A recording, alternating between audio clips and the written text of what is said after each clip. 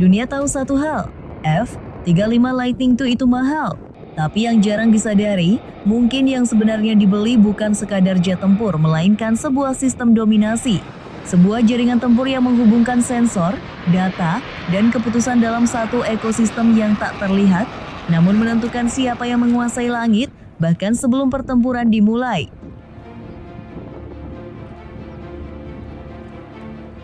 Selama bertahun-tahun, F-35 Lightning I menjadi sasaran kritik tajam mulai dari biaya yang membengkak, jadwal pengembangan yang molor, hingga perbandingan performa dengan jet lain yang dinilai lebih ekonomis. Namun di balik semua sorotan tersebut, muncul sebuah paradoks yang sulit diabaikan. Minat global terhadapnya justru terus meningkat. Dari Eropa, Asia hingga Timur Tengah, negara-negara tetap bersaing untuk masuk dalam daftar pengguna. Fenomena ini menandakan bahwa ada faktor yang jauh lebih dalam daripada sekadar harga atau spesifikasi teknis sebuah nilai strategis yang membuatnya tetap menjadi pilihan. Bahkan ketika kontroversi belum sepenuhnya mereda,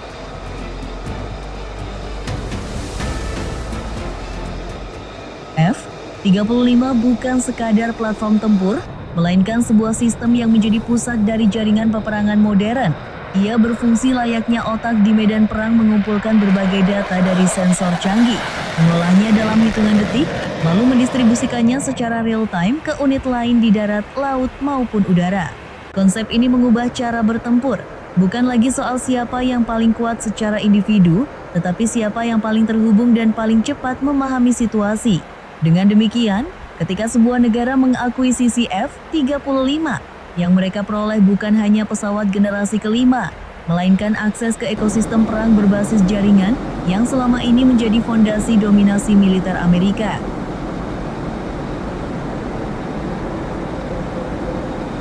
Mengoperasikan F-35 Lightning II bukan sekadar menambah kekuatan udara, tetapi membuka akses ke jaringan interoperabilitas militer yang sangat terintegrasi di bawah payung NATO dan sekutu strategis Amerika. Dalam ekosistem ini, setiap data yang dikumpulkan tidak berhenti di satu platform, melainkan langsung dibagikan secara real-time untuk meningkatkan kesadaran situasional bersama. Hasilnya, latihan gabungan menjadi jauh lebih efisien, operasi lintas negara berjalan lebih sinkron, dan dalam skenario konflik nyata, koordinasi dapat dilakukan dengan presisi tinggi tanpa friksi komunikasi. Ini bukan lagi soal kekuatan individu, melainkan kemampuan untuk bertindak sebagai bagian dari sistem tempur kolektif yang terhubung, di mana keunggulan tidak hanya diukur dari apa yang Anda miliki, tetapi seberapa baik Anda terintegrasi.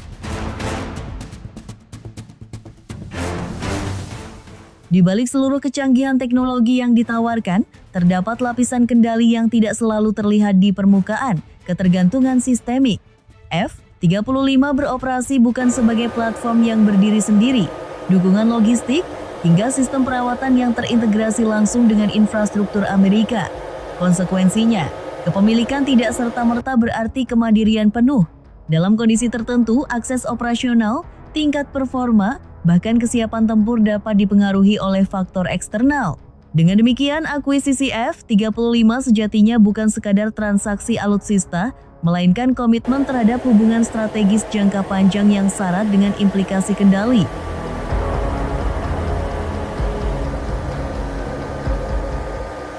Kepemilikan F-35 Lightning II tidak semata mencerminkan peningkatan kapabilitas militer, tetapi juga membawa dimensi strategis yang jauh lebih luas dalam ranah politik global.